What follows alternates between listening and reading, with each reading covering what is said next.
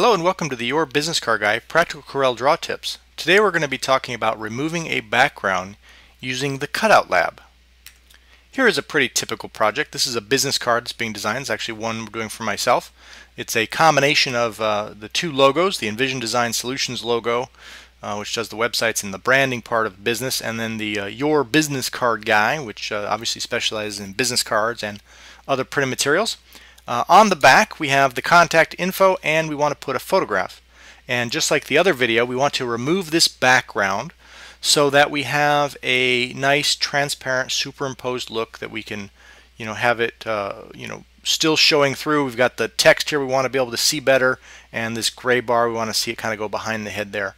The video on removing a background I did previously had more of a solid slight gradient on the gray, and so we're able to use the tool that kind of selected based on color region and was able to quickly remove the background using that tool. This is much more difficult because it's multicolored.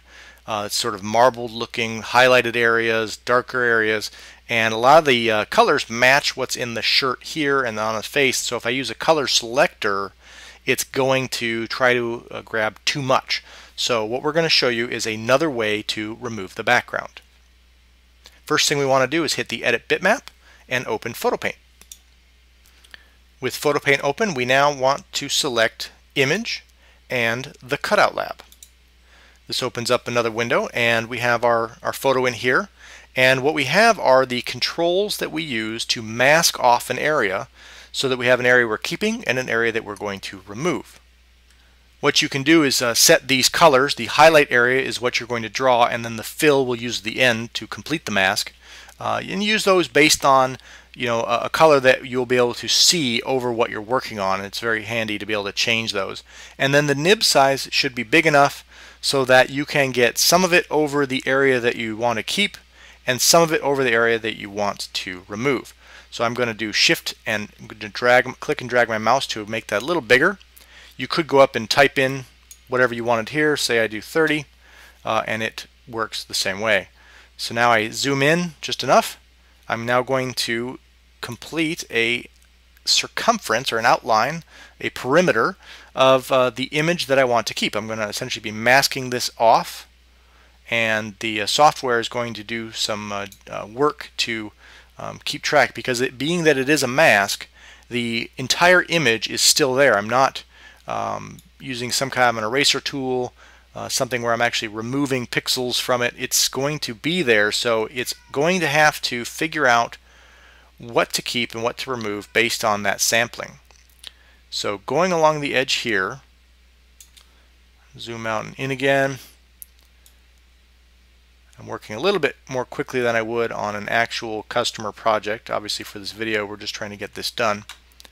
So I'm not being maybe as careful as I could be, but that's okay. This tool works so well that you don't have to be super careful. You get amazing effects from it. So now that I've completed an entire perimeter, I can now click on the Fill tool, click in the area, and it masks it off completely. To see the effect that's going to have, I hit the Preview button, and you'll see that the background is gone, but you'll also notice that some of what I want to keep is also gone, right? Obviously I don't want my shirt gone and my ear and my hair, so I could either undo it and play with some settings, change the nib size and really be more careful with how I'm drawing things and play with those, or you can recognize the fact that Corel has a great little piece called Add Detail Tool. Click on that. I now go over the area that has stuff sort of gone. It's, again, remember, it is a mask, so it's not really gone. As I paint over it, you'll notice that it just reappears. It's the closest thing to magic you're going to get in the computer world, I think. Paint this in, and again, I'm going a little bit more quickly than I would, so if I make some mistakes, bear with me. I am going to make a couple of mistakes on purpose so I can show you the sort of flip side of this tool. This is, we're adding in detail. There's also a Remove Detail tool, which, if the name isn't obvious enough, helps you sort of remask and sort of get rid of detail. So as I go along, I can fiddle. One thing I always when I talk to folks about is always remember the application, and in this case this photo is being used on a business card, And those of you who have worked in that environment realize how small stuff can be. So sometimes you spend a bunch of time because you really want it to look right, and you've got a computer monitor that's huge, and so you zoom around and you spend an hour screwing with it, and it's only going to be actually shown about an inch in size on a business card, and maybe a couple inches if it's a large one, and that's really not a lot of room. And so you end up sometimes spending more time than you need to. Now that doesn't say that you shouldn't try, and I'm going to make a mistake here. I'll show you that. You want to do it right, but at the same time you don't want to be charging customers more than you need to, and so always remember what it is you're working on, that you kind of put the right level of effort into, because you don't want to have perfection get in the way of the very good, as they say.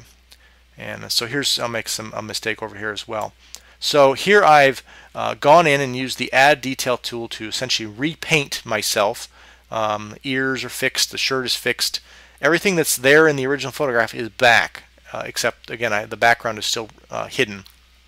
Now the area where I was a little over exuberant is the background, and now I can choose the Remove Detail tool, and then I can go back over the area to get rid of it. Now obviously I can hold the Shift key down, drag down to make my nib a little smaller. It gets me get into these areas here, which is very handy. Trace the outline of the ear, and again it's a matter of just being patient, going back and forth, zooming in as needed to clean up almost pixel by pixel, but it's not quite that arduous. If you have used an eraser tool, sometimes that's what you do, is you get it onto you put the nib to be 1, and then literally you're clicking on a square at a time to get rid of it. This is working pretty well, and being that it's a mask, I can find stuff that needs to be added back in quickly. Here I've switched back to the Add Detail, back to Remove, and I can continue working. It's very quickly clean things up. And again, these were mistakes that I made on purpose to show this. If you're careful when you're painting your detail back in, you don't have to obviously go back and forth fixing mistakes that you didn't make. Alright, almost done here. I think that's probably good enough for this. And so there we go. I've got a smiling face, nice bright shirt, no background. So I'm going to say OK to that, which plops me back into PhotoPaint, and I can use PhotoPaint to then make any adjustments that I need to. Once I'm happy with it, I hit Save, which brings me back into, and it saves it back to Corel. I can close PhotoPaint, you can see here. Now I have a photograph in my business card, on my business card, and no background. I can see the bar that I want, and my information is all very visible because the white is now showing through. Hit F4, we can see it a little better. And that's just a very simple way to remove a background that you couldn't use a color selector tool to do. Thanks again for taking the time to watch our Corel Draw tips. If you need any high quality business cards or design work, check us out online, www.yourbusinesscardguide.com. We'll talk to you next time.